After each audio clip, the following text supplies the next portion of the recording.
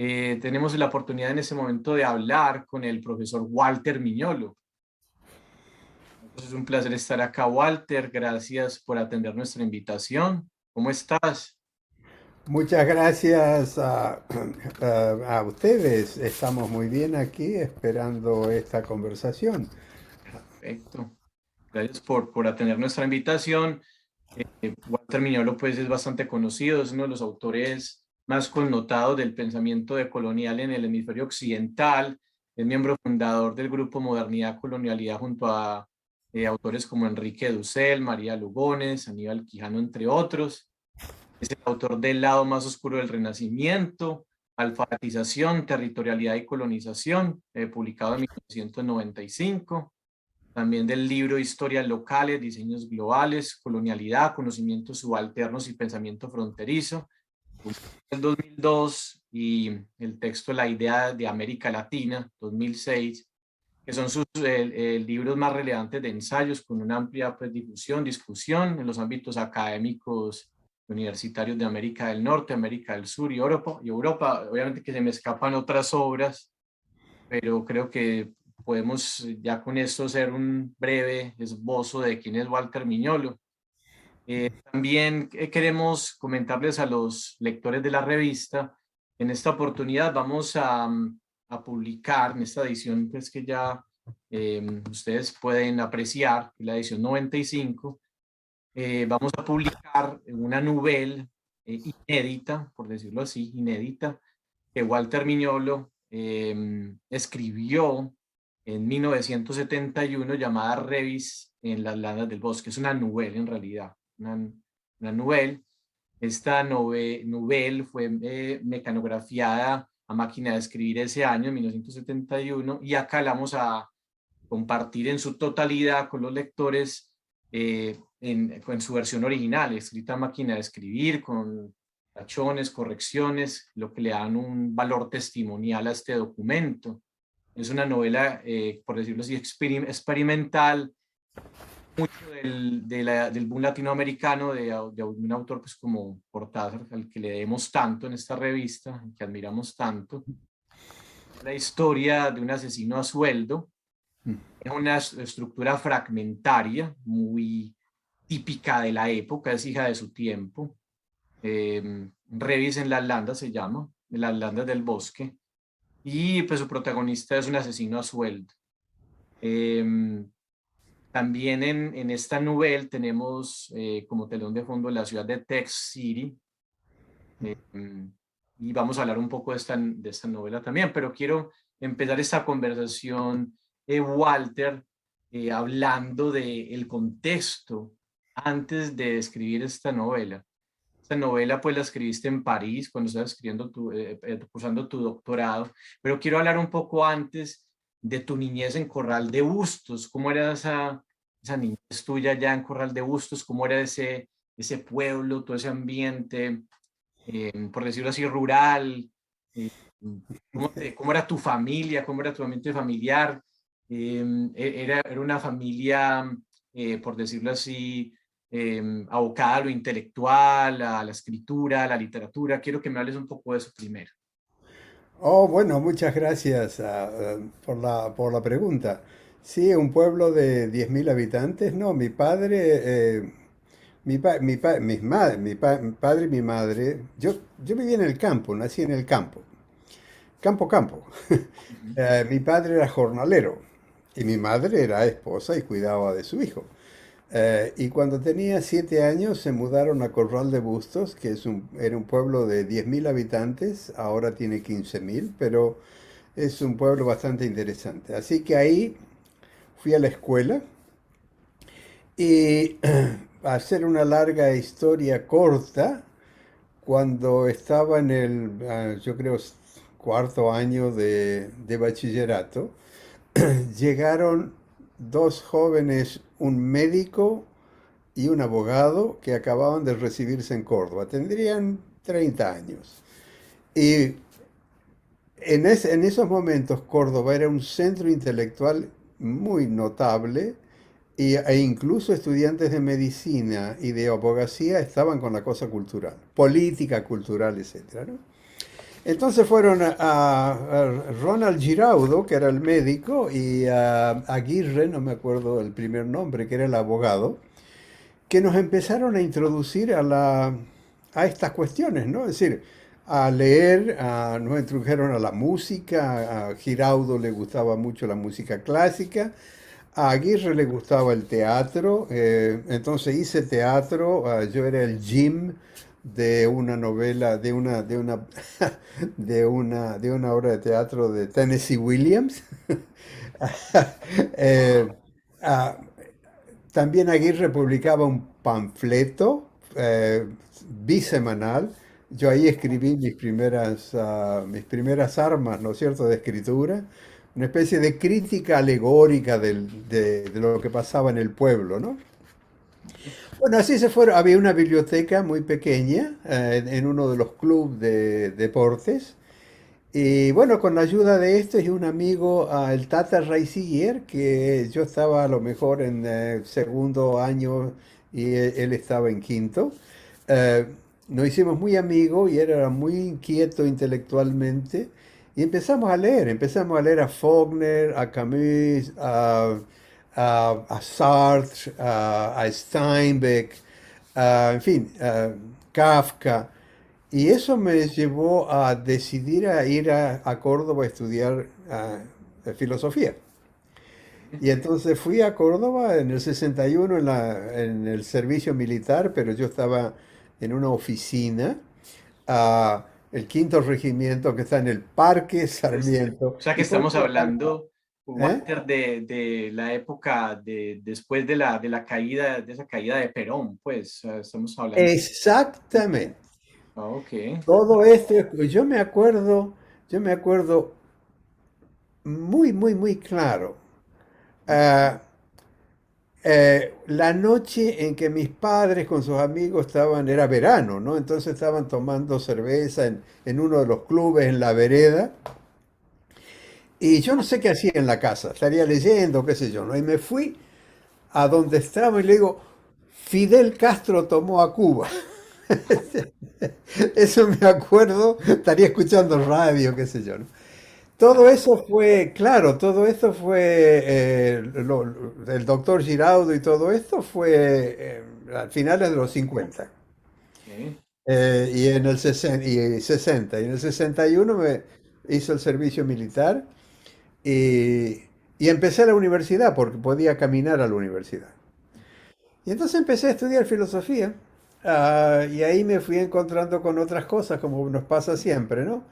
Me encontré con literatura, me encontré con un profesor de antropología que fue muy influyente y de Sí. ahí sale Laguna Blanca, ¿no es cierto? Ok. Y con él, y a mí me gustaba ya mucho el cine.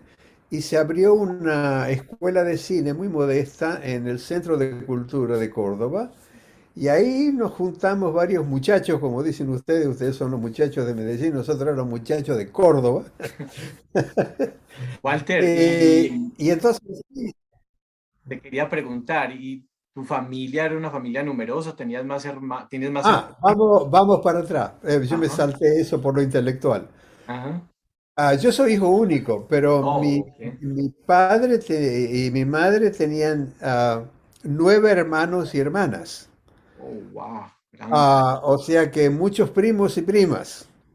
Sí. Y eran gente de campo y lo que yo me acuerdo muy bien es eh, el hermano de mi abuelo materno que tenía una casa muy grande en el campo con muchos árboles, montes, y ahí yo pasaba el verano con un primo que era de la misma edad. Y ahí cazábamos pajaritos, jugábamos al fútbol, a las bochas. Ujú, O sea que yo tengo un recuerdo muy grato de esos momentos donde se facturaban cerdos y se preparaban los chorizos y la carne para todo el año, ¿no? Además, la familia, la reunión en el pueblo, mi abuela materna tenía una casa muy grande, también un chalet con un gran patio con mandarinas. Y ahí se hacían cenas, ¿no? En el verano de noche o en el invierno adentro, vaya cauda. Es decir, tenían esas mesas donde cabían 12, 14 personas, ¿no? Ok. En fin, esa fue. Y después, bueno, los amigos de. Los amigos y las amigas, claro, está, de la secundaria, ¿no? Pero ahí pasó una cosa muy interesante, porque todos mis amigos y amigas eran de clase media, más o menos alta, más o menos media, pero yo venía de una familia de proletarios. Ujú. Mi padre era jornalero y era proletario, trabajaba en una fábrica de arados, ¿no? Entonces yo empecé a sentir esa diferencia, ¿no? Cuando entraba en las casas, cómo se vestían. Digo, no era dramático, pero estaba ahí, ¿no? Y yo creo que eso se fue acentuando con el tiempo, ¿no? Ah, Walter, este pueblo Corral de Bustos es un pueblo que ganadero. ¿Cuál es la economía allá? exacto. Es un pueblo ganadero que está a 400 kilómetros de Buenos Aires hacia el oeste, Ujú. eh, y está como a 370 kilómetros de Córdoba, que está al noroeste. Ok. Eh, Se llama Corral de Bustos porque ahí en el siglo XVIII, XIX había una posta, la posta del señor Bustos. Ok. Entonces, cuando se hicieron los ferrocarriles, la línea Río Cuarto Rosario eh, pasaba por Corral de Bustos. Fue la última. Ahí tengo mucho que contar, pero se va a hacer muy largo, ¿no? O sea que se puede decir que era un pueblo con un ambiente como gauchesco, como tipo los gauchos en sus No, eso ya se no. había terminado. Era un pueblo más bien de inmigrantes. Ok. De inmigrantes que se habían hecho ricos, adquiriendo campo ganadero, triguero, Ujú. y en los últimos años la soja empezó a arrasar con todo. Y Oh, eso también tiene grandes consecuencias para la salud de la gente del pueblo, ¿no? ok. Muchas leucemias, cáncer que aparecen, etcétera, ¿no? Pero una zona muy rica, lo que sí te puedo decir es que la tierra tiene un enorme valor, Ujú, porque es una tierra muy pródiga. ujú, ujú. Y a eso le llamamos la Pampa Chica, que es al sur de Santa Fe, Córdoba, porque la Pampa Grande es la Pampa Grande de las grandes estancias Ujú. que están rodeando a Buenos Aires. Entonces, cuando hay un momento en que se terminan las estancias y empiezan las chacras, los, las chacras de 100 cuadras, como les llamamos, algo así, ¿no? Pero es un pueblo muy, muy rico en ganado, trigo, maíz y últimamente soja. Walter, ya para terminar, como esta partecita sobre Corral de Bustos, ¿has vuelto a ese pueblo? ¿Vas con frecuencia? ¿Tienes a familiares allá? Lo visitas? ¿Cómo es la relación que tienes con ese pueblo ahora? Muchas. Te cuento la historia. Yo pasé 9 años de 1976 al 85. Había vuelto de París y después estaba en Estados Unidos y volvía todos los años para visitar a mis padres. Ujú. Pero del 76 al 85 ya no volví por la cuestión de la dictadura, ¿no? No tenía problemas, pero era tan deprimente volver, ¿no? Pero desde el 85 hasta el 2015, todos los años a visitar a mis padres y volver y encontrarme con los amigos de la secundaria, con quienes Ok. jugábamos al fútbol. ah, y últimamente, es decir, el pueblo ya se hace coqueto, entonces había un café Recoleto, con un buen café, con medias lunas, y ahí todo el mundo se junta a charlar ahí, ¿no? Eh, y tengo un amigo, Enrique Torres, que publica un pasquín que se llama El Chasqui, Ujú. con toda información del pueblo, y me lo manda siempre, o sea que estoy al tanto de los Lo que detalles. sucede. Ok. O Bueno, sea, que dije 2015 porque mi papá falleció en el 97, mi ok. mamá en el 2015, y entonces ya ahora vuelvo menos, pero vuelvo. Vuelvo todos los años a Buenos Aires y al pueblo un rato. Ok, ok. Pero desde el COVID ya no, ¿no? Oh, no, pues que esto paralizó. Y ahora con Omicron, Yeah, right. vamos a ver, Ahora lo dijeron. vamos a ver para dónde vamos. Walter, tengo una pregunta. Cuando estabas en Córdoba, que en plena presidencia pues, de Arturo Illia, tú presentas este documental Más de la mitad, de 1964. Exacto, sí. Quería hablar un poco de este documental, lo aprecié, me gustó mucho. Primero, estos documentales, el que estamos hablando de Más de la mitad y el otro, es Laguna Blanca. Esos documentales es restringido pues, su visionado, pues es para verlos, para apreciarlos, o el público en general los puede ver ahora, o cuéntame eso cómo es esa cuestión, No, ese es una pregunta, un punto muy interesante. ujú, Claro, 64-65 había total libertad, no estaba Onganía, ujú, y esos los dos son de mi participación con el grupo de cine, pero también con el grupo de antropología. Y ujú, entonces, como yo estaba en cine, fuimos a hacer el profesor nos llevó a una investigación de campo en Laguna Blanca ujú, y me dijo, llévate la cámara, vos que sabés cómo manejar la cámara. Bueno, es decir, la idea era documentar la investigación, pero después cuando volví a Córdoba y los chicos y las chicas vieron el material, dijeron, bueno, ¿por qué no hacemos un documental, no? ujú. Entonces después fuimos a hacer unas tomas extra, etcétera, etcétera. Pero llegó Onganía y entonces todo, porque en la escuela de Córdoba, la escuela de arte estaba lleno de izquierdistas. Ujú, ¿Cierto? claro. Eh, y el director era gay, que en ese tiempo, wow, no era poca cosa. Entonces parece ser, y esto me enteré hace un año, todo el material que se había producido en la escuela pasaron a depósitos, Ujú. bajo llave. Y últimamente, hace 2 años, jóvenes en la escuela de arte empezaron a rescatar ese material. Y O encontraron, sea, o sea que hasta ahora estaban censurados, pues estamos hablando. no, no estaban censurados, nadie sabía que existían. Oh, Había un depósito lleno de cosas. ok, ok.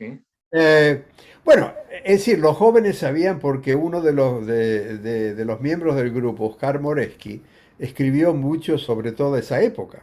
Ujú, Entonces eso está escrito. Entonces estos jóvenes en la Escuela de Arte, basados en esos escritos de Moreschi, en esa reconstrucción de la memoria, empezaron a buscar. Y entre latas y latas y latas fueron encontrando esto que Moreschi es el rubio de más de la mitad, el que camina, ¿no? Y Moreschi, no, Moreschi no está en Laguna Blanca son los antropólogos, ¿no? ujú. Eh, entonces nos contactaron a todos los chicos que habíamos hecho e hicieron entrevistas. Ujú. Y el plan es ahora ponerlo a disposición del público, pero el rectorado no quiere todavía alargarlo porque quiere saber qué es lo que hay en el conjunto. Ok. O sea que Pero lo que mandaron es la copia bruta, ¿no? Ah, ajá.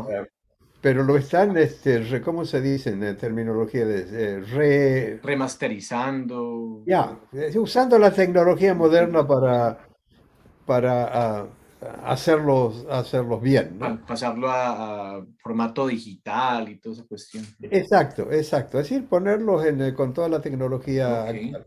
O sea, Entonces, están esperando la luz verde del rectorado para hacerlos públicos.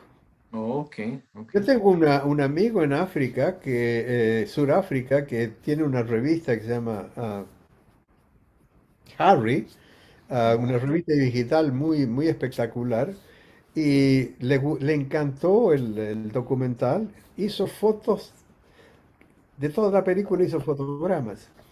Y quiere hacer un artículo y mostrar esto en Harry, pero los de Córdoba me dicen Ok. todavía no. ¿Y cuándo, Cuando cuándo estén calculan ellos que van a poder ver todo el material y publicarlo? O sea, ¿cuándo lector, Estaban calculando solo, el bueno, pues, 30 de noviembre, pero ¿aló? se quedó fijo. Ay, ya, ahí ya, ahí ya, ahí ya, ya, pero ya volvimos a retomar. Ya te escucho. Si me estás diciendo que Eh, diciembre, me habían dado la fecha del 30 de noviembre, pero el 30 de noviembre ya pasó y no oh, escuché nada. O sea que habrá que esperar el 22, porque ya ahora viene Navidad y todas estas cosas. claro, claro, claro. Bueno, estamos súper pendientes, porque eso hay que darlo a conocer cuando ya le den luz verde.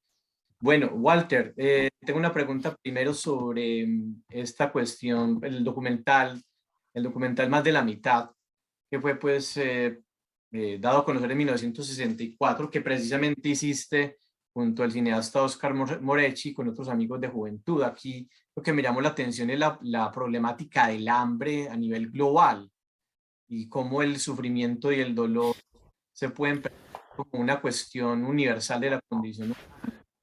Y también me llamó mucho la atención la mitad de este, pues es una especie como de cortometraje pues, de documental y mezcla también con argumental la cuestión del olvido al que es cómo se maneja la cuestión del hambre a nivel mundial y a nivel nacional y cómo es olvidado este tema o cómo es ignorado este tema por los medios de comunicación, también por la cuestión del fashion, de la moda y de la cultura pop de los 60. Entonces, Ah, exacto. quería como hablar un poco de esto, porque es esa mezcla mental, están estos hombres caminando, discutiendo o filosofando sobre el problema, se habla sobre el hambre, pero también se cuestiona, es una intención pues de cuestionar ese olvido y aparecen todas estas imágenes de la cultura pop tan floreciente en los 60 con lo que llamamos en Colombia los chicos yeyés. Exacto.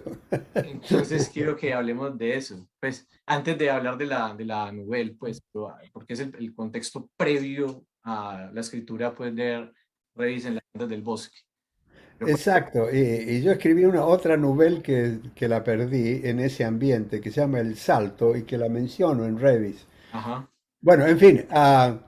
Y bueno, era eso, ¿no? Era como tú dijiste, era la cultura pop, era la conciencia, es decir, porque todos estábamos de alguna manera, no éramos marxistas, pero estábamos leyendo a Marx.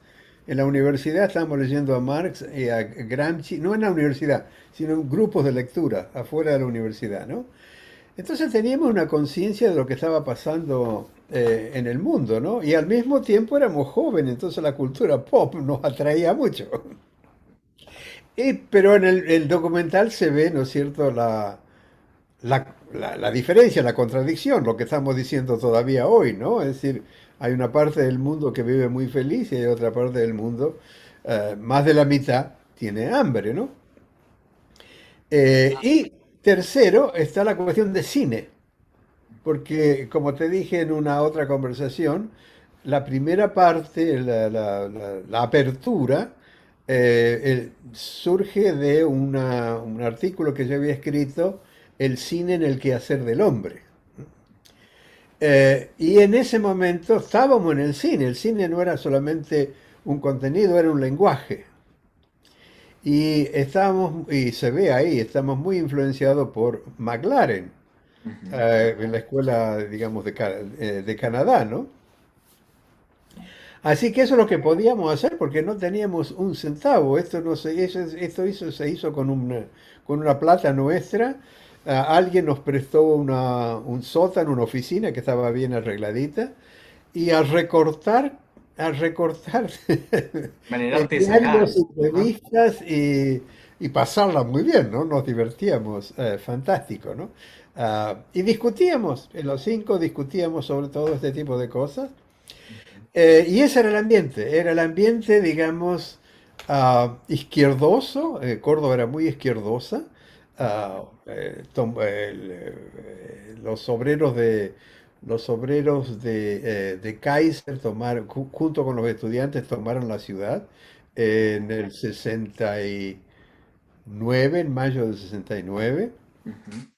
Y después, bueno, Oncanía paró todo esto, ¿no? Ajá. Pero Córdoba es una ciudad muy conservadora desde su inicio, pero al mismo tiempo acuñó toda una formación de profesores y estudiantes y periodistas que andaban en esto, ¿no? Que andaban en esta toma de conciencia social, digamos así, y gusto por el cine influido por la cultura pop, ¿no? Perfecto. Walter, hablemos ahora de Laguna Blanca, pues, que es este documental de 1965. ¿Por qué escogieron ese lugar tan apartado y olvidado, pues, como en la geografía nacional? También hay como esa intención de cuestionar la indiferencia o el desdén por parte del Estado, del gobierno y la sociedad argentina para integrar a esta comunidad, pues, como al proyecto nacional. Y cuéntame un poco de eso, pues, que, ¿por qué escoger ese Ya, sitio? esa fue una investigación de nuestro profesor, porque fuimos como cuatro o cinco estudiantes, más dos profesores, un historiador y una psicóloga, y cuatro o cinco estudiantes de José Cruz, que era el profesor de antropología. Un tipo fantástico, nos influyó muchísimo, ¿no? Entonces él estaba haciendo y en lo que te mandé si querés saber más, hay un artículo de él sobre Laguna Blanca, pero no viene al caso ahora. Ujú. Él estaba haciendo una investigación ah, que en ese momento estaba formada por el antropólogo Redfield, que hablaba del continuum folk urbano. Y entonces él quería entender, ya también pensando en los cabecitas negras de la época de Perón, quiénes habían venido del norte hacia Buenos Aires, ¿no? No sé cómo se enteró de Laguna Blanca, pero esa fue su investigación, ¿no? Eh, como se dice en el documental, son 2 días de caballo, ¿no? Caminando. Sí. Primero, llegas a Catamarca ¿cómo llegamos a Catamarca? Sí, llegamos a Catamarca en una camioneta, pero después tuvimos que tomar un jeep que tenía que pasar vados, una cosa fuerte. Ujú. a, no sé, serían unos 50, 60 kilómetros más. Y ahí montamos los caballos y nos fuimos, ¿no? Ujú. Fue una experiencia realmente sensacional, ¿no? Como experiencia, es decir, teníamos 23, 24 años, qué sé yo. Entonces, encontrarnos con esta vida. Pasamos 3 meses ahí. 3 meses viviendo, durmiendo en el suelo, en la escuela, porque era verano. Que convivieron con la comunidad, o sea, estuvieron a la par. Convivimos, bueno, la comunidad había una iglesia, una escuela y la familia que cuidaba todo eso. Entonces convivimos con esa familia. Pero después, es decir, las otras casas estaban distantes, no estaban todas juntas. Había que ir a, yo no sé, 2.000, 3.000 metros o 4.000 metros para encontrar otra casa. Y ahí íbamos y ahí conversábamos con ellos y con ellas yo iba con la cámara. Yo iba con la cámara tomando fotos, ¿no? Así que esa fue la historia. Después el profesor y otros estudiantes volvieron por un periodo más corto al año siguiente para recabar más informaciones, porque después que empezaron a procesar se dieron cuenta que le faltaba más. Y cuando nosotros empezamos a procesar el documental, nos dimos cuenta que nos faltaba más. Pero ahí, De Lorenzi y yo tomamos un jeep, nos fuimos a Catamarca y nos fuimos a Laguna Blanca por una semana o 10 días a hacer. Así que fue toda una. Y después hubo una gran presentación de la película en Córdoba, en el salón, en el auditorio de arquitectura que tenía, qué sé yo, 300, 400. Estaba lleno, había despertado, porque estábamos también haciendo cine club. Ujú. Entonces éramos muy conocidos en la ciudad, ¿no? Algunos de nosotros se publicaban en el diario, estábamos en la televisión de la universidad. O sea, entonces cuando se presentó el film, se llenó de gente. ¿Cómo fue recibido? Me estás diciendo que Córdoba era una ciudad un poco conservadora, pues que tenía su parte, pues, gente ligada con la izquierda, pero ¿cómo fue percibido ese documental en ese momento? O sea, Bueno, eso no sabría hubo- decirte muy bien porque no sé si hubo artículos, publicaciones. Entonces lo que te puedo decir es lo que nos comentaba la gente.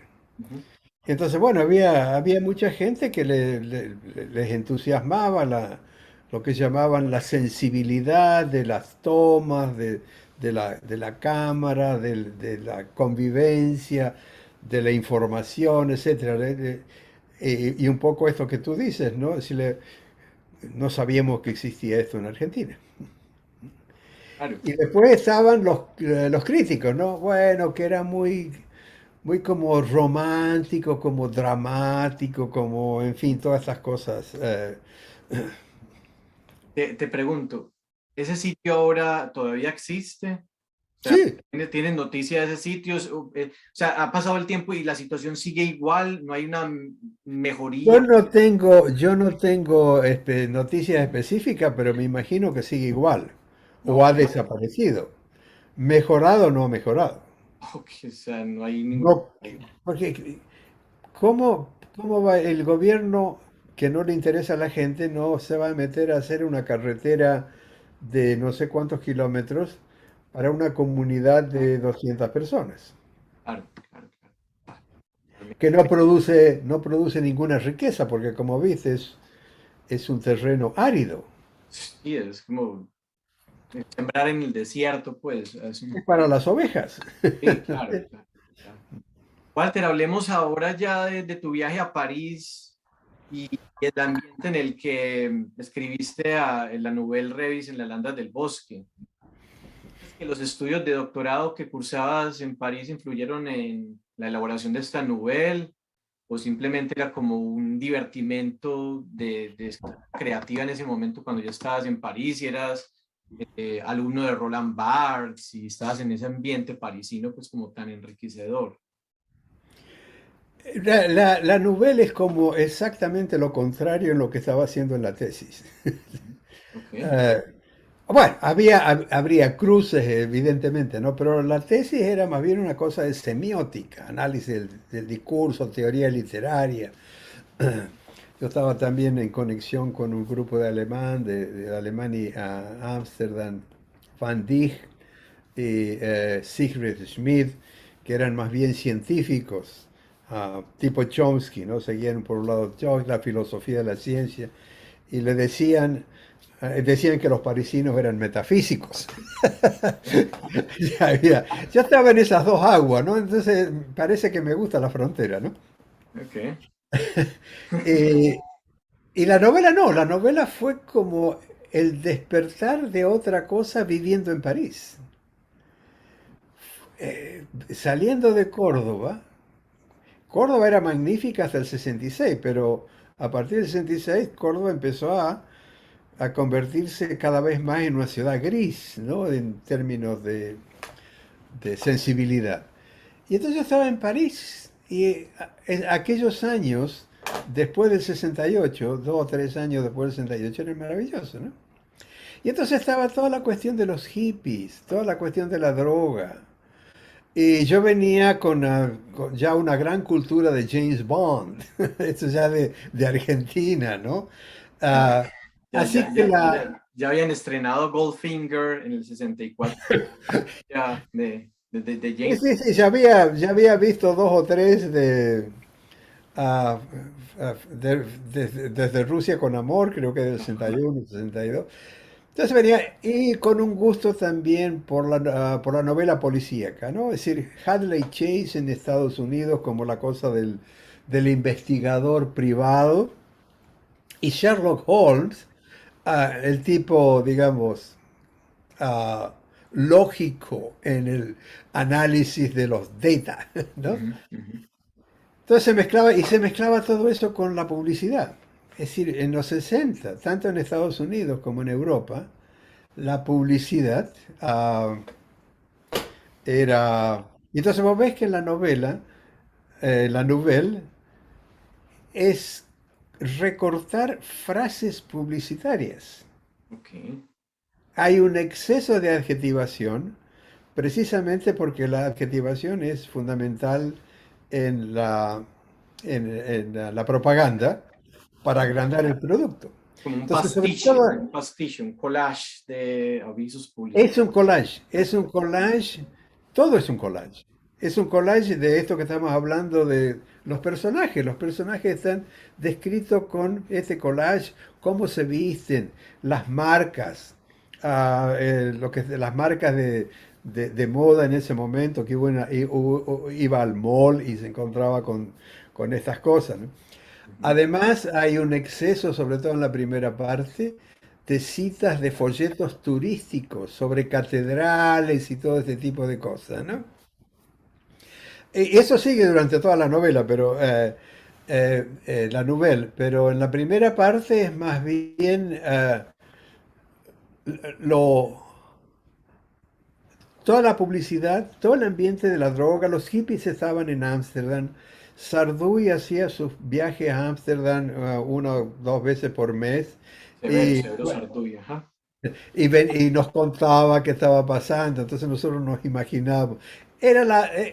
También la época de los Beatles, de Lucy in the Sky with Diamonds, De and that psicodelia. Ajá. psicodelia, exacto, las flores, Eso, hay mucho de eso. eso tiene mucha influencia de Dylan Thomas, ¿no? La poesía de Dylan Thomas que influenció pues a todos los rockeros de la época, a Bob Dylan, a los Beatles. Ya, exacto, exacto, exacto. Todo eso, imagínate, yo tenía 27, 28 años, todavía estaba en la juventud, ¿no? Claro. Estaba viviendo todo esto, ¿no? Ujú, Así que eso fue, ¿no? Y después viajando por Europa.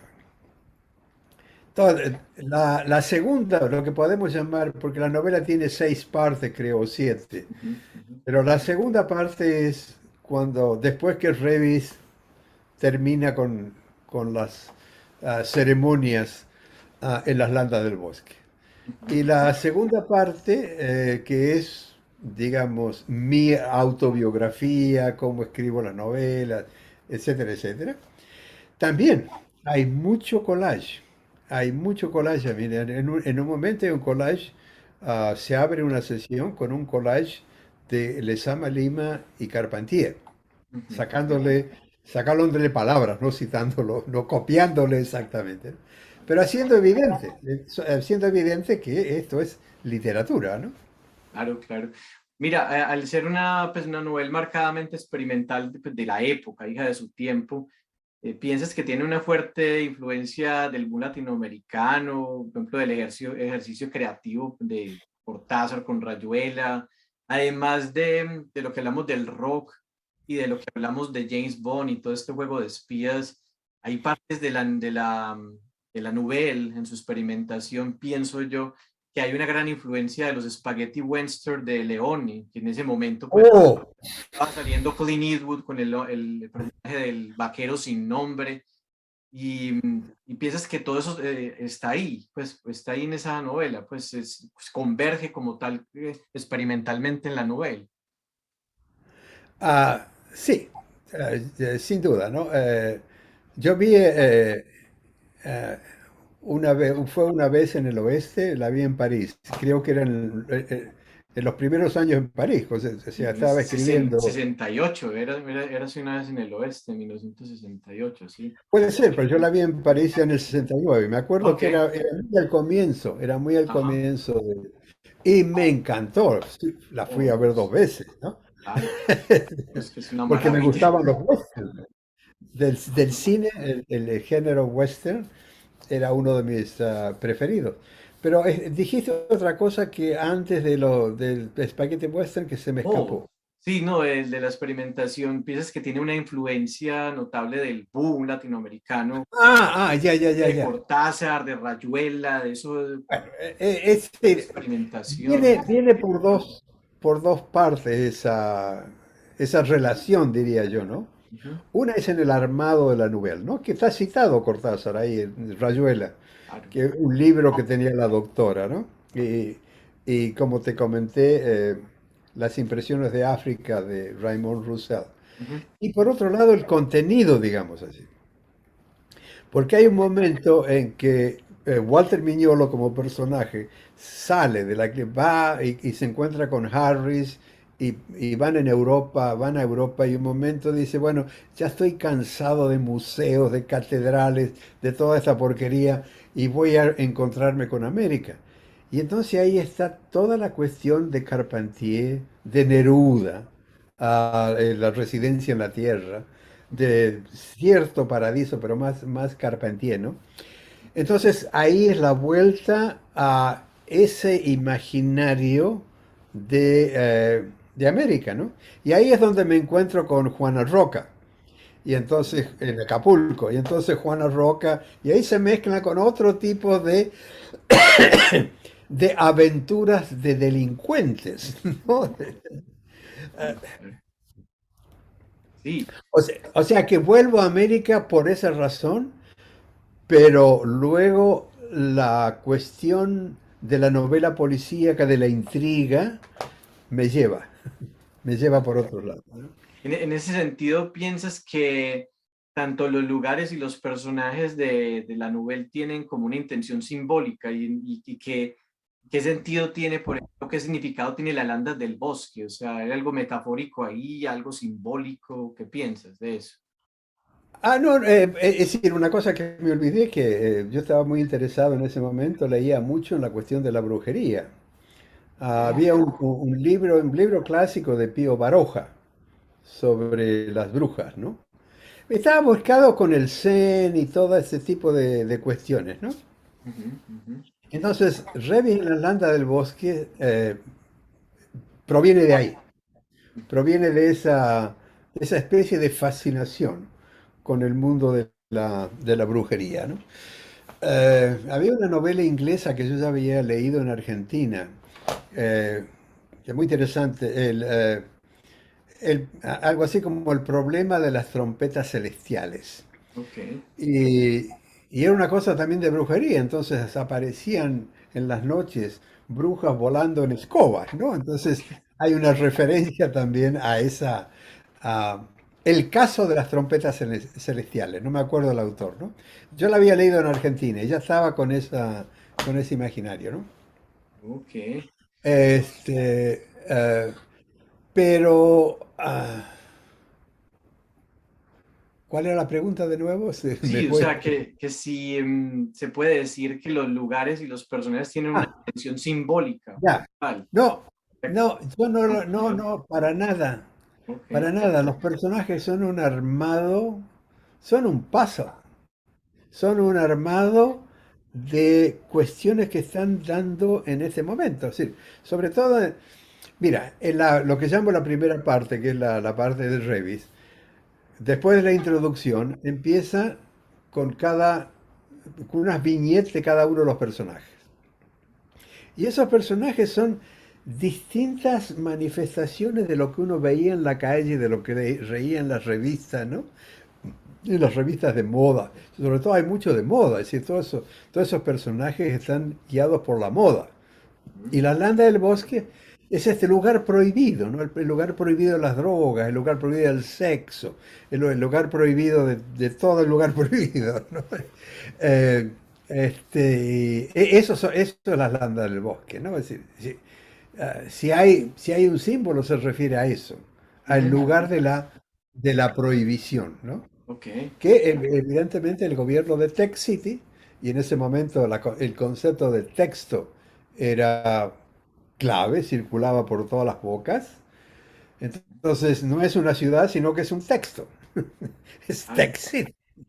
Eh, entonces no tiene... y después hay una parte, en la primera parte hay un momento muy interesante para mí, eh, donde se interrumpen las viñetas sobre estos personajes que van a ir a las landas. Y yo empiezo y dije, bueno, ya me está cansando esto como autor, ¿no?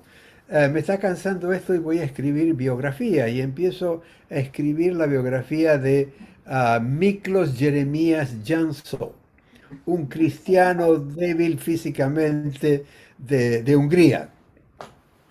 Hasta que, bueno, avanzo avanzo en eso, ¿no? Entre los judíos, los musulmanes, pero Janso Miklos quería conciliar esto porque él era cristiano, pero no había manera de conciliarlo. Hasta que escribiendo eso, digo, y una noche, eh, Revis apareció de un plumazo. O sea que Revis se mezcló y, y se mezcló con esa biografía y apareció Revis, ¿no? Claro, Pero eso tiene que ver un poco con la escritura misma, ¿no? claro, claro. Con romper. Sí, Y el personaje es un. Revis es un cartoon. Es un cartoon mezcla de James Bond y Barbarella, como digo, ¿no? Porque es claro. asexuado o asexuada. ah, y es un cartoon. Es Claro. una, también una mezcla de Batman y Robin, ¿no? Eso que también quería mencionarlo, pues que en ese pastiche también hay cabida para el cómic. Y en esta versión, además de publicar la novela completa, la puedan apreciar también, está el trabajo de Sara Serna Loaiza, Ya, por decirlo así, caricaturista, porque hay una parte de la, no, de la novela, 4 páginas, que estaban en blanco, y que la intención era crear un cómic interno. Entonces, exacto. es bueno como hablar de eso. En esta ocasión, pues la gente, los lectores, van a poder apreciar también un cómic interno que relata la historia de una mujer llamada Graciela, muy al movimiento de Women Liberation, pues que también es hijo de tiempo, ¿cierto? Entonces quiero que también me cuentes un poco sobre eso. Bueno, número uno que en ese momento también el cómics era tan importante como las drogas y el pop, o era parte de la cultura pop. Y había revistas y había libros en Francia, había mucho de Italia, y estaba mi amigo Chichoni, etcétera, ¿no? Entonces dije, bueno, aquí tengo que poner algo del cómic. Y Ujú. entonces lo que hice ahí, dejé esas páginas e hice una especie de script y Sara lo interpretó muy bien, ¿no? Y entonces como vimos en la última reunión que tuvimos, Sara agarró, tomó esas descripciones y las integró en el diálogo del cómic. Fantástico, ¿no? Y después la novela sale la novela salen así, como por ejemplo, Bang. Y Por- las onomatopeyas. ya, exacto. Y hay una parte donde Joana piensa cómo la mataron a Lua, a Loua, en África, y entonces se describen las persecuciones en la selva y, y el ruido de la flecha, ¿no? Zip, tuk, zip, tuk. Entonces Sí, todo eso es y va todo junto, ¿no? Con la cuestión caricaturesca más bien de los personajes, más que ujú, simbólica, ¿no? claro, claro.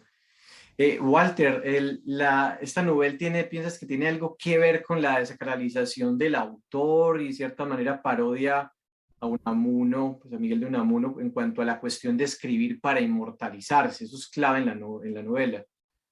Y la No, cuestión también de la muerte del autor que estaba tan de boga, pues, en ese famoso ensayo, pues, de Roland Barthes. Hablemos un poco de eso. sí, claro, bueno, la idea de que la novela empieza con una nota del autor, del editor, Walter Miñolo se suicidó en la clínica. Ujú. Bueno, es la muerte del autor, literal, ¿no? Eh, eso por un lado, ¿no? Y ya, Lo de ah, Unamuno. Ajá. sí, esa es la cuestión de la muerte del autor, pero también Unamuno. La novela es exactamente lo opuesto de todo lo que dice Unamuno. Ok. Una Entonces antítesis. yo tomo lo de Unamuno para que se vea la enorme, pero claro, como autor digo, bueno, Unamuno es fantástico, yo quiero hacer una novela como Unamuno, pero todo lo que estaba haciendo hubiera horrorizado a Unamuno, ¿no? Pero la cuestión era que Unamuno había estado pensando cómo se hace una novela, ¿no? Ujú. Sí, aquí hay mucho de eso también, claro, Cortázar, Raymond Roussel, Unamuno. Y en París en ese momento se hablaba del texto en el análisis del discurso y se hablaba de la escritura en Telquel. Telquel Ujú, era todo escritura. Y Roland Barthes escribió un libro, no me acuerdo qué año, El grado cero de la escritura. Creo que ujú, eso fue más tardío, ¿no? Como en el principio de los 70, una cosa así, ¿no? ujú, No. ujú. Así que sí, se mezclan varios niveles. Y hay otra cosa que está relacionado con esto, cómo se escribe una novela. Ah, Porque después que yo cuento mis propias aventuras con Juana Roca y con los delincuentes y con el periodista con quien hicimos una entrevista a un torero español, Juan Díaz, pero resulta que Juan Díaz era un mafioso y estaba relacionado con la mafia y nos perseguía, qué sé yo, eh, y, y Juana Roca estaba también mezclado con esto. Entonces se termina este relato mío y entonces el autor dice la parte siguiente. Lo que ni Juana Roca ni Walter Miñolo supieron es lo siguiente. Entonces el autor cuenta lo que los Ujú. personajes no saben, ¿no? Y Sí, esta es otra sección de la novela, ¿no? Eh, sí, como vos dijiste, es un divertimento. Yo me divertí mucho haciéndola, ¿no? ¿no? Y esta cuestión de Roland Barthes, de la muerte del autor, todavía genera discusiones, ¿no? O sea, en la academia todavía estamos discutiendo ese ensayo, si está muerto o no está muerto el autor. Entonces, creo que traer a discusión ese ensayo es pertinente a través de la novela, ¿no? Pues, pues, Ese ensayo es fundamental. sí, claro, claro, claro. Todavía sigue generando discusiones en este momento, o sea, y fue publicado hace mucho tiempo. No, exacto, exacto. Ya. Y bueno, quería preguntarte No, también, sí, dime. Ah, oye, pasa algo raro con tu sonido, ese se interrumpe. ¿Me escuchas bien ahí? ¿Aló? Sí, pero Ahora anterior se interrumpía varias veces. sí, Ya. se fue la señal un momentico. Me estás diciendo del ensayo de Barthes, que es fundamental, ajá. Ya. Sí, claro, claro, claro. Yo creo que, porque la novela que había escrito era otra novela que se llama El Salto. Ujú, El tema fundamental, me acuerdo, no me acuerdo los detalles, pero era el personaje que no era yo, pero no me acuerdo cómo se llamaba. Pero el personaje que estaba harto de Argentina y buscaba un lugar donde ir. Y, y decidió, después de buscar, ir a Liechtenstein, que es un lugar en Suecia que prácticamente nadie lo conoce, pero yo me pasé en los diccionarios buscando un lugar. Había pensado en Mónaco primero, pero después Mónaco todo el mundo lo conoce. Pero ah, Liechtenstein. Entonces, el salto es ese deseo ya de salir de Argentina, ¿no? Y bueno, todavía ahí no estaba todavía la muerte del autor. Eh, no sé si yo lo había leído o no, pero sí lo leí en París, ¿no? Y, y bueno, después estaba Foucault, que es un autor, etcétera, etcétera, ¿no? Y, y eso está ligado también con el cuestionamiento de la novela, por eso la novela es como es, la novela es un puzzle, ¿no? Tenés que ponerla junta. claro. Eh, Eh, Walter, en ese contexto parisino, pues en Francia, ¿tuviste algún contacto con Foucault personalmente o no? ¿O ¿Con simplemente quién? con Foucault? No, no, Foucault, en ese momento no sé dónde estaba Foucault, porque él Ujú, llegó al College de France mucho más tarde, ¿no? ok. Los que estaban, pero claro, yo los veía de lejos, ¿no? Los que daban clases en la école, por ejemplo, Lévi-Strauss estaba en la École Normale Supérieure, donde finalmente fue Barthes y Foucault. No, fue Foucault primero y Foucault los recomendó a Barthes. Ok. Y estaba Levi Strauss. Derrida no, Derrida nunca lo vi. Ok. Eh, pero había otros, de la, de la école normal a la école de haute étude, creo que el único que me acuerdo, no, creo que el único que estaba y el que yo me acuerdo es Levi-Strauss, que Ok. estaba la sala llena, uno iba ahí a ver el maestro, ¿no? Y precisamente la Nouvelle tiene también mucha influencia de Levi Strauss porque hay como cierto lenguaje antropológico cuando hablas de grupos, de etnias, y también hace parte como ese pastiche, como cierta noción de un tono mitológico, fundacional. Entonces, no sé si tiene que ver el acercamiento con Claude Levi Strauss, no sé, ¿qué piensas de eso? No, no, bueno, tanto de, porque mucho viene del profesor de antropología, ¿no? De Ujú, Herkovich, and Redfield, y también Levi-Strauss, que habíamos estudiado con el profesor la antropología estructural y el primer volumen de la estructura de los mitos lo habíamos estudiado. Yo hice los dos cursos de antropología y tres seminarios, porque el cuarto no se dio porque llegó Onganía, ¿no? ok. Así que estaba muy metido en la antropología. Entonces ahí todo eso aparece, ¿no? Aparece de manera más radical en mi lectura en la carta que le envía María Rosa desde la Polinesia. Ujú, Esta, sí, sí, y sí. es muy divertida porque María Rosa lo cuenta en un estilo muy chabacano, muy, muy mediocre intelectualmente, pero muy divertido. Ujú, ujú. Eh, o sea que ahí hay otra parodia al lenguaje común frente a...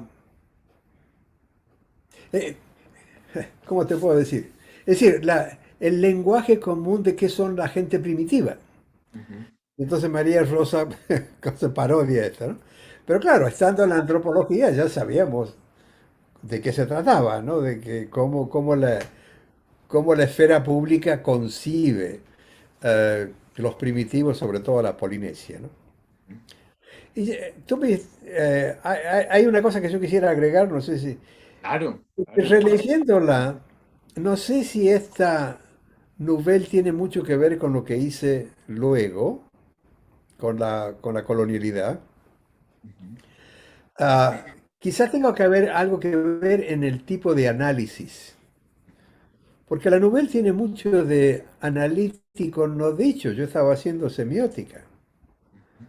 Entonces, debajo de las narrativas hay observaciones y relaciones que tienen esa percepción, que yo ya estaba viendo el mundo como un mundo de signos, Ajá. poblado de signos, ¿no?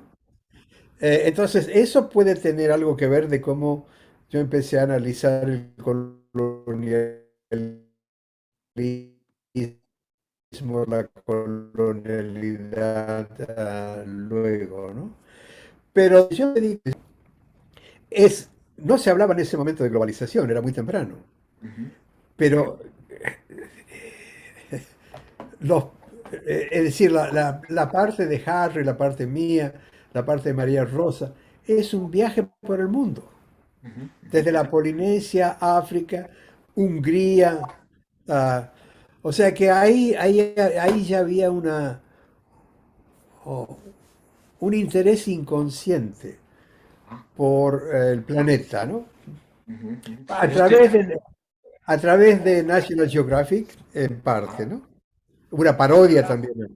Eso te iba a preguntar. ¿Piensas que ya en Revis, en las Landas del Bosque, hay cierta relación con esa obra posterior tuya como ensayista y crítico? Pues, o sea, la percibes ahí.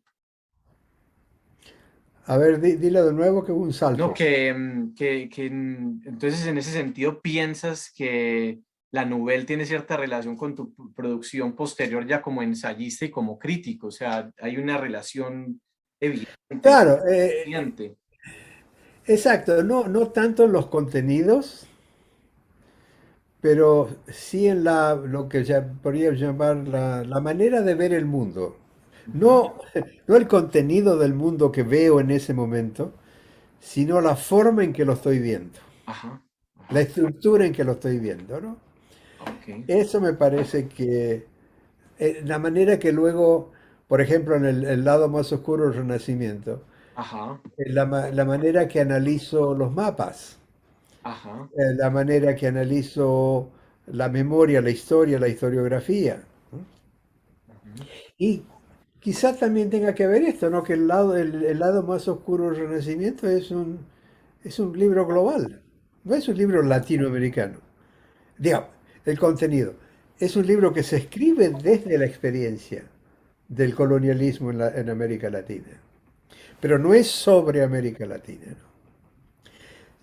Yo vería ahí algunas relaciones entre Revis y lo que viene después, ¿no?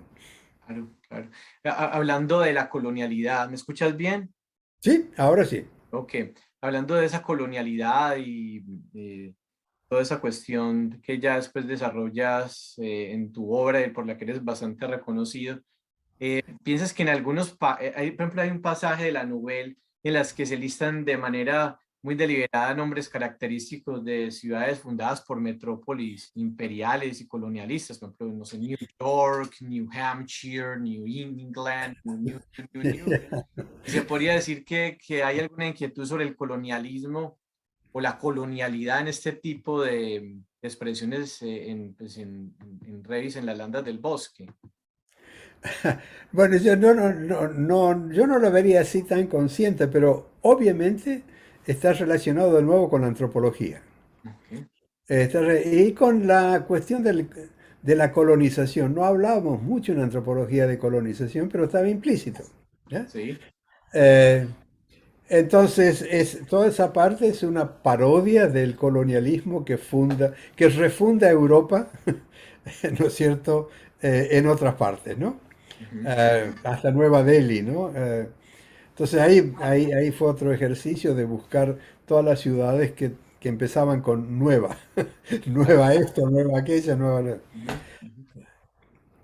Debe ser una relación inconsciente, ¿no? Claro, claro, claro. Se podría decir que hay alguna inquietud sobre la colonialidad del poder y la diferencia colonial en esa típica oposición de todas las historias locales que aparecen en Reyes en las Landas del Bosque, pues como teniendo en cuenta como el libro tuyo de historias locales y colonialidad y toda esa cuestión.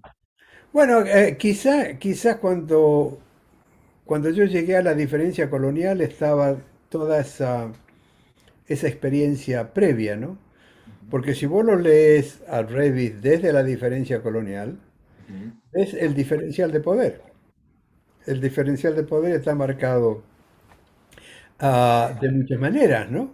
ujú, No se ve todavía ahí claro como diferencia colonial, pero se ve como diferencial de poder, ¿no?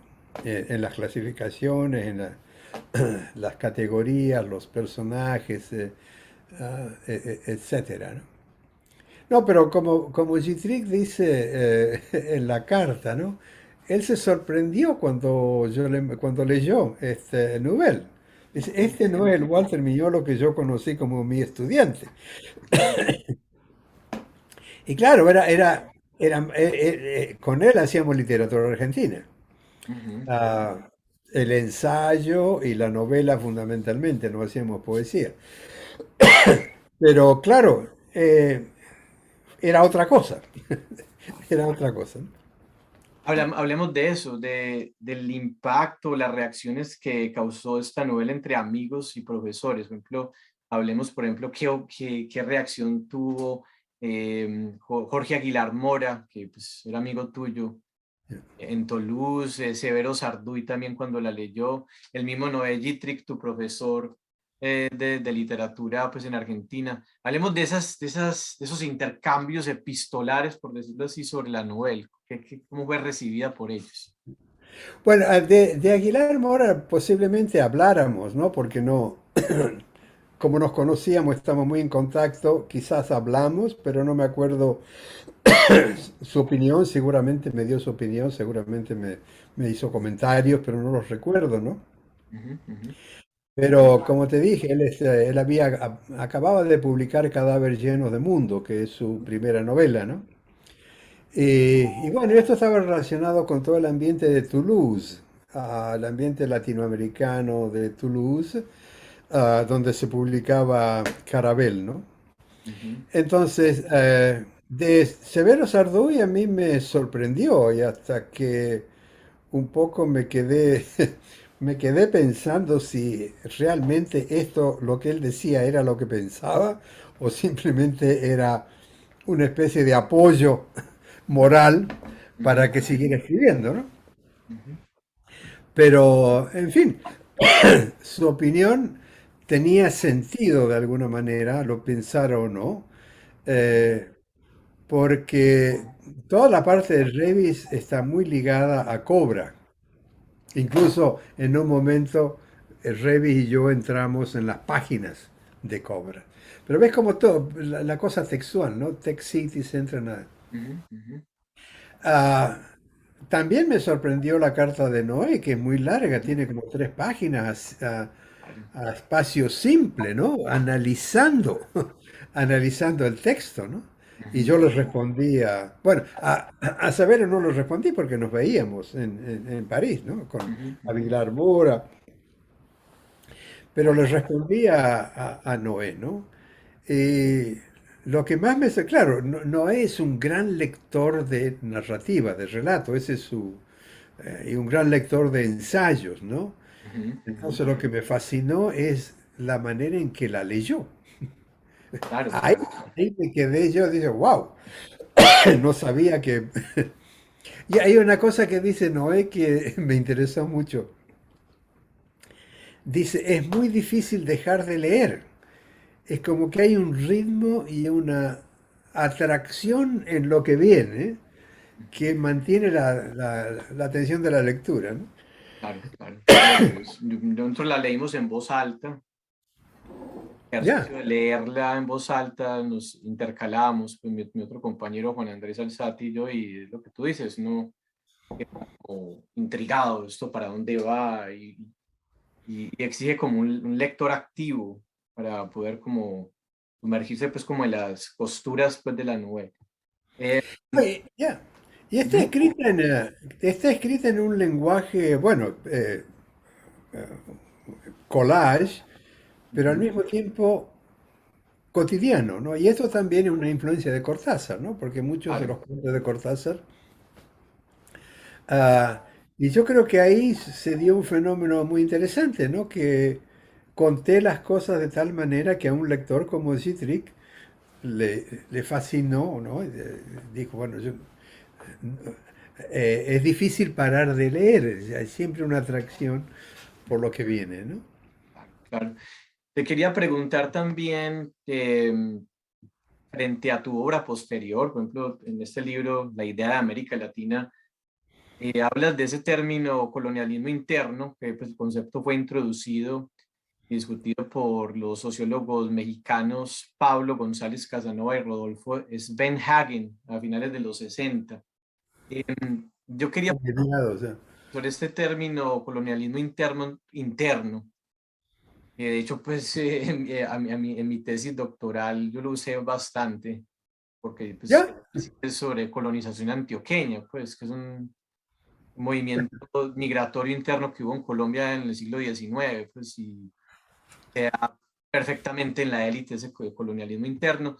Quería preguntarte si podríamos decir que ciertos personajes o aquel empresario perteneciente a una élite, él, que contrata a Revis, es un asesino a sueldo. Ese empresario es un ejemplo de ese tipo de colonialismo, o hay otros también otros ejemplos de ese tipo de colonialismo interno dentro de la novela. Pues piensas ahora, No, no, no, no creo que haya eso, no hay nada que tiene, porque el colonialismo interno tiene que ver con la formación de los estados nacionales. ok, ok, Y en la novela no hay nada de estados nacionales, ¿no? Ah, Revis es contratada por el gobierno de Tech City y ujú, después por no me acuerdo quién para matar a Smith. Pero Revis es billonaria. ok, Eh, esto lo empezó a hacer un poco como distracción ujú, y de pronto se dio cuenta que era un buen negocio, entonces empezó a acumular más dinero, ¿no? Entonces ahí lo que hay no tiene tanto que ver con el colonialismo interno como con la mafia, ¿no? Ujú. Claro, Eh, con la manera, digamos, de hacer dinero matando a quien sea necesario matar, ¿no? Entonces está esa larga parte en donde Joanna y Bob quieren matar a Revis por pedido de Smith. Y bueno, finalmente Revis termina matándolo a todos. claro. O sea, que se puede decir que en vez de colonialismo interno, ahí se esboza, se dibuja un poco como el crimen organizado transnacional que ya empezó a Es, permear todos los estados nacionales, por decirlo así. no, exactamente, exactamente. Toda esa parte donde antes de llegar a las landas del bosque, Revis pasa por toda esa parte con Johanna, Bob y Smith. Ah, y digamos, toda esa parte tiene que ver con el capitalismo monopolista y también delincuente, ¿no? Ah, es decir, Revis conoce bien eso porque es parte. Antes de ser Revit, pues se llamaba CW, no, CW Houghton. Es decir, una especie de Batman o Superman que tiene una identidad normal Como un y Bruce después, Wayne. y después cuando se pone todo el atuendo de cuero con los grandes anteojos negros y su larga cabellera rubia, entonces se transforma en Revis, ¿no? Claro, claro, claro. Bueno, yo quiero invitar a los lectores de Revista Cronopio a leer esta novela. Es la oportunidad de conocer a Walter Miñolo, prosista, novelista. Siempre lo hemos conocido en su faceta como crítico, como ensayista. Entonces es la oportunidad de conocer esa faceta del Walter Miñolo en un trabajo creativo. Y invito a los lectores, le doy las gracias a Walter Miñolo por este espacio y, y que lean la novela. De eso se trata. Muchas ¿Puedo hacer, gracias. puedo hacer una pregunta antes del Claro, cierre? claro, por supuesto. ¿Por qué no me cuentas un poco cómo los muchachos de Medellín, como me escribieron la primera vez, cómo los muchachos, pero también el muchacha, ¿no? Está Sara, Sí, cómo decidieron hacer Cronopio, ¿no? Es una revista online fantástica, está muy, muy bien hecha, ¿no? muchas gracias, Walter. Pues, ¿cómo decidimos? Mira, en el 2009 yo me reuní con un compañero de la universidad. Yo estudié periodismo en la Universidad Pontificia Bolivariana de Medellín. Tengo un amigo que se llama Santiago Cárdenas, y hablamos de la opción de crear una revista en la que se publicaran temas diversos, que hubiera cabida para todos, en cuanto a géneros, que fuera muy heterogéneo, pues que hubiera cabida para el ensayo, la crónica, el cuento, la poesía, materiales creativos, muy, sin seguir como pautas, pues, de que nos vamos a quedar en un género.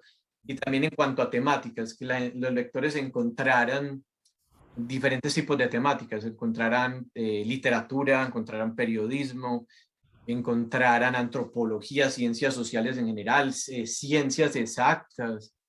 Entonces hablamos como de hacer una revista virtual y empezamos a hablar, y eso nos llevó a que buscáramos colaboradores, por decirlo así, multidisciplinarios para poder lograr ese objetivo. Entonces contactamos a Juan Andrés Alzate, que es filósofo.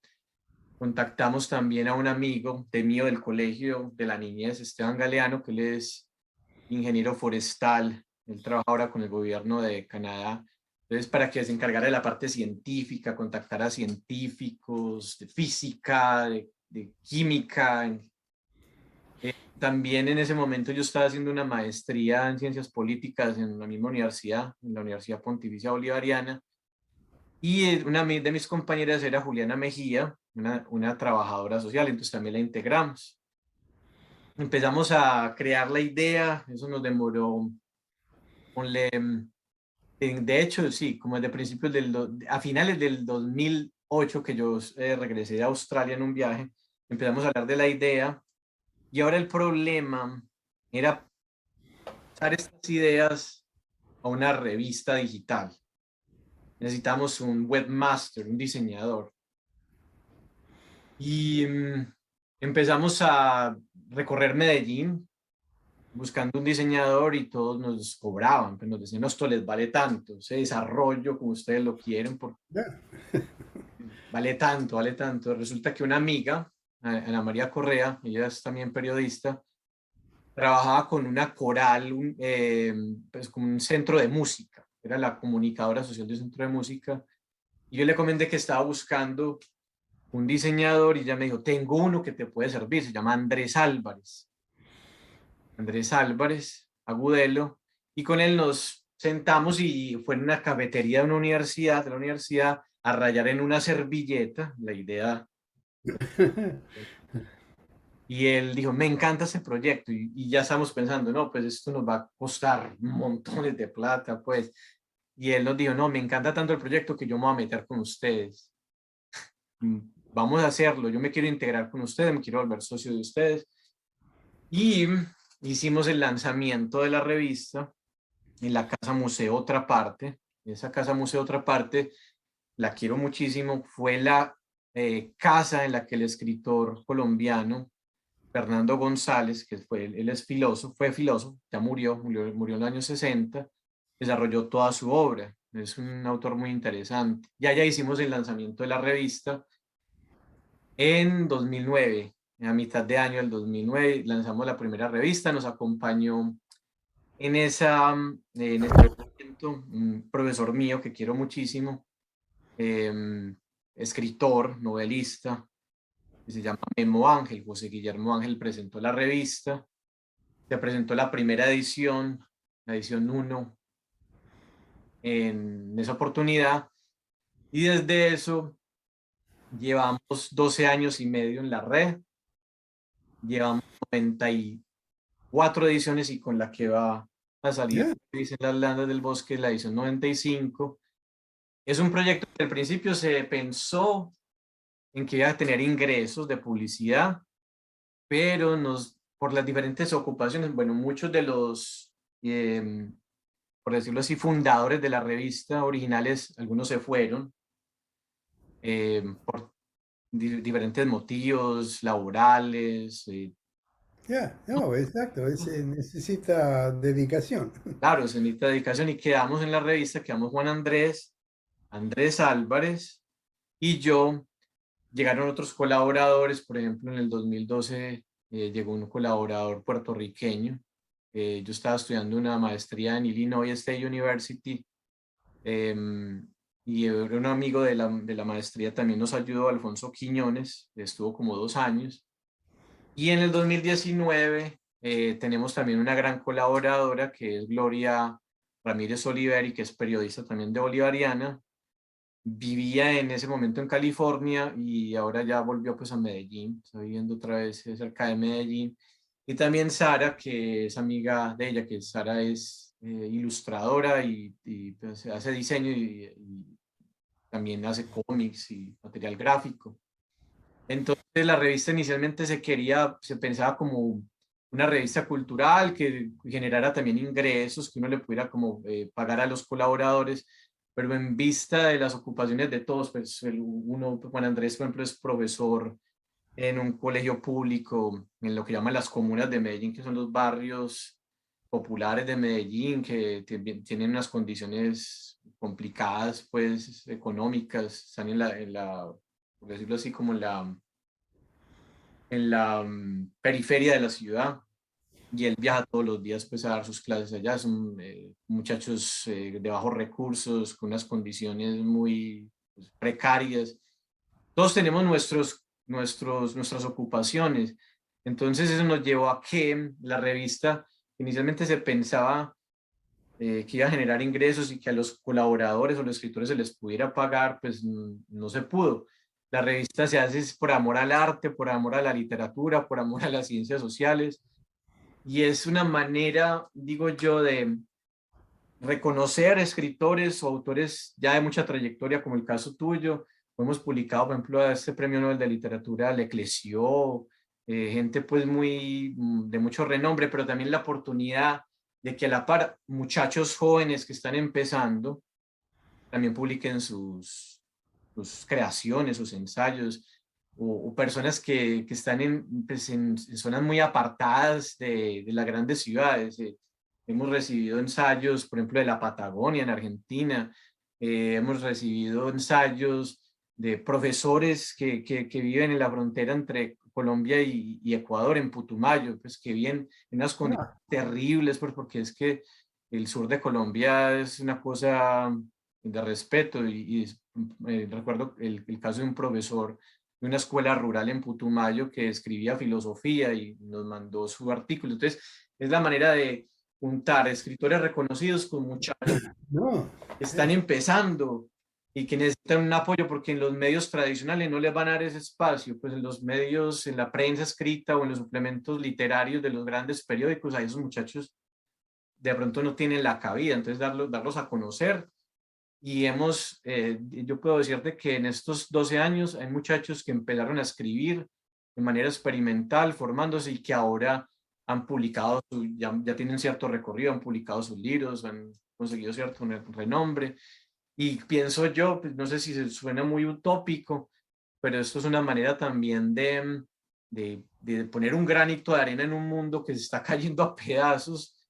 no, es precisamente eso lo que me llama mucho la atención y festejo y celebro.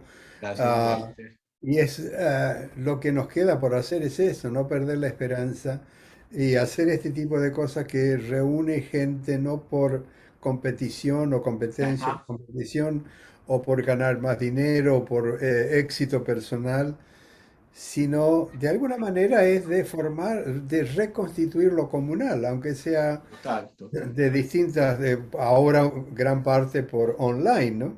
Total, No, total.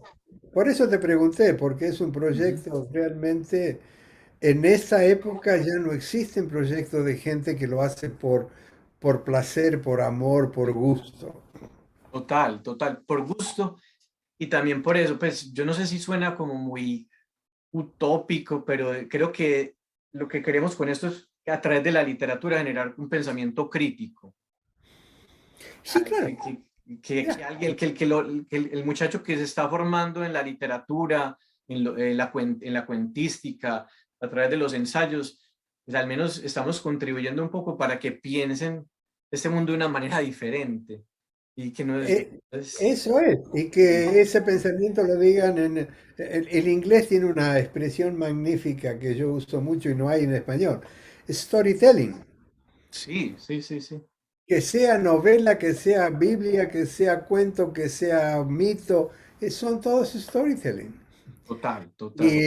Y la cuestión es, como tú dices, ¿no? Es decir, que sean storytelling que tome conciencia de lo que está pasando, ¿no? Sí, en Sí, ese sentido, Revis parece muy alejada, pero no, es una toma de conciencia de este abigarrado, contradictorio mundo, ¿no?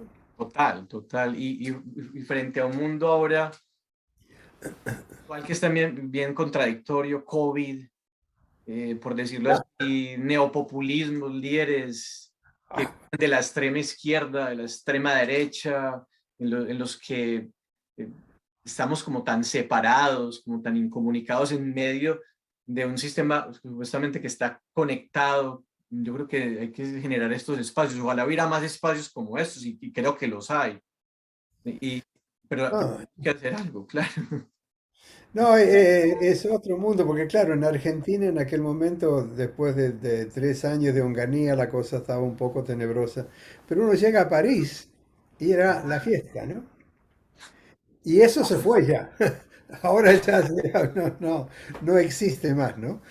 Es que Walter, no sé, pero tú qué piensas, pero creo que estos tiempos actuales en el que estamos tratando de impulsar ese tipo de proyectos como Cronopio y que también hay otros proyectos similares, estamos viendo en este momento como una reacción a esa época de contracultura, es como una reacción conservadora a esa época de donde escribiste a Revis en las Landas del Bosque, es una reacción muy fuerte. La vivimos pues, con la administración Reagan, pero ahora que pasó toda la aplanadora Trump y todo Mm. lo que estamos viendo ahora es como una reacción en la que las humanidades tienen todas las de perder. Si tú vas para las universidades, lo primero que están haciendo es cortarle presupuesto a las humanidades. Y yo le digo a mi esposa, yo no sé eso cuánto va a durar, si va a durar 50 años y a mí no me va a tocar y Ya. 90 años y se van a dar cuenta de la importancia de las humanidades y de pensarnos críticamente. Entonces, no sé. Bueno, no, lo que dices yo también lo comparto, ¿no? Es decir, en la medida en que sea digamos, el mundo es capitalista, ¿no? Entonces, las condiciones son que hay que ganar dinero, pero hay que también que ganar en el control del orden global. Y ese ganar del orden global necesita dinero para proyectos, para fármacos, para armamentos. Y China en este momento no le queda otra que eso, ¿no? Claro, Eh, o sea que lo que tú dices yo lo comparto también, no solamente las humanidades, sino que la gente, el pueblo, o la sociedad civil, como quieres llamarlo, ya no, ya no es la prioridad del Estado si claro. alguna vez lo fue. Ujú. Es, es decir, somos necesarios porque nos necesitan para trabajar y para votar. Para consumir. Para consumir, exactamente. Para trabajar, para consumir y para votar. Y quien no esté en esas condiciones es dispensable. Claro, claro, claro, es una pesadilla, pues. Es una pesadilla, pero algo tiene que pasar. Sí, algo tiene que... Tiene que reventar, no sé para dónde saldrán los escombros de la explosión, Ah, total, pero lo que nos queda es mantener esta forma de vivir, esta forma de pensar, claro, para cuando la mayoría de la gente del planeta se dé cuenta que estuvimos viviendo en una fantasía que nos contó la modernidad, ¿no? El claro, claro. desarrollo y todo esto, ¿no? Sí, ¿no? Y además, en este mundo que estamos en esa crisis de calentamiento global, crisis ambiental, es que cómo nos vamos a pensar a futuro. O sea, creo que la cumbre de Escocia fue un fracaso. No, no, no, no, eso es sin duda. Yo creo que no es una prioridad de esas cumbres resolver el problema. Claro, total, total. Yo no creo que... de paso, hay una parte, creo que es Johanna, ¿no? Que va al lago Ujú, y ujú. se encuentra con todos estos debris ya que hoy hablamos como la crisis climática. Pero volviendo a la cuestión, no creo que les interese, ¿no? No, claro, Ah, claro. Creo que eh, al paso no vamos a alcanzar, o sea, eso me recuerda a mí a Anthony Giddens, que eh, escribe el libro sobre calentamiento global. Él dice que no hay una política global para frenar el cambio climático, no hay una red como tal que pueda dialogar no, pero ahí tienen que mantener, por un lado, tienen que mantener la competencia internacional. claro. Eh, y mantener los estados con las corporaciones fuertes. Ujú, ujú. Y esto lo van a hacer hasta que algo pase, que la crisis climática les llegue al Palacio Presidencial y les llegue a las familias, pero quizá en ese momento ya nosotros desaparecimos, toda O, la o, gente. o no sé, o una revolución tipo Turo de desobediencia civil, que los ciudadanos salgan a las calles y participen los gobiernos y digan, bueno, tenemos que hacer algo por solucionar. No, lo que hace falta ahí, no sé cómo si es posible, cómo se dará, pero sería una organización global de la gente, pero digamos, 3 billones de personas haciendo algo, no consumiendo, en fin. Total. O sea que tiene que ser una cosa tan masiva que ya no lo puedan controlar ni con la policía, ni con el ejército, ni con los drones. Ah, y algo que no podemos imaginar, ¿no? Pero sí, compartimos, y esta desesperanza está por todas partes. Yo la encuentro en conversaciones, pero al mismo tiempo yo creo que no podemos caer solo en tenemos que ser conscientes de esto, Ujú. pero no perder la alegría, el optimismo. Total, total, total. No, no se puede porque pues, nos quedamos con esto, Además, que nos paralizamos, quedamos así, nos paralizamos y lo que quiere el sistema es precisamente que seamos desesperados, ¿no? ah, total, o Cuanto más, paranoicos. cuanto más desesperanza, más fácil la tarea de control, ¿no? Total, entonces en eso estamos, o sea, yo creo que como proyecto cultural, sí, ese es el propósito, que vaya gente que lea, que piense, que tenga pensamiento crítico, Es lo que nos queda. preparado, Es lo sí, que todo lo que yo hago lo hago publicar, dar conferencias, hacer la escuela de Colonial School en Holanda, hacer una publicación, el desprendimiento en Argentina de libros chicos, poner nuestro pequeño granito de arena, total, total, total. a mantener la belleza de pensar. Así es, y te agradezco, Walter, por esta conversación, eh, que fue muy amena, fue como si estuviéramos tomándonos un café en persona. De eso se trata, de eso se trata. Bueno, muchas gracias a ustedes Muchas gracias, Walter. y fantástico por este proyecto Bueno, Cronopio. y agradecemos a los lectores de Revista Cronopio por estar acá con nosotros y leer la revista y ver este video y esta conversación. Claro, muy bien. Muy bien, Juan. Juan, Bueno. Juan,